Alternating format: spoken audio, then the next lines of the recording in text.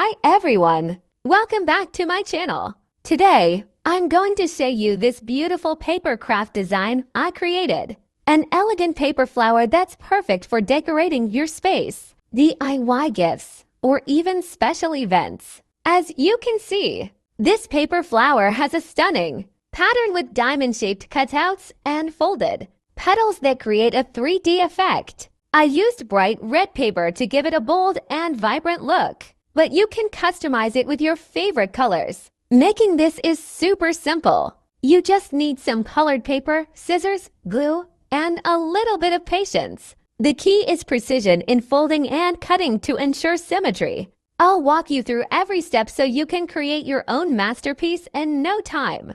If you're excited to learn how to make this, stick around. Don't forget to follow this video, and subscribe to my channel for more Creative D's.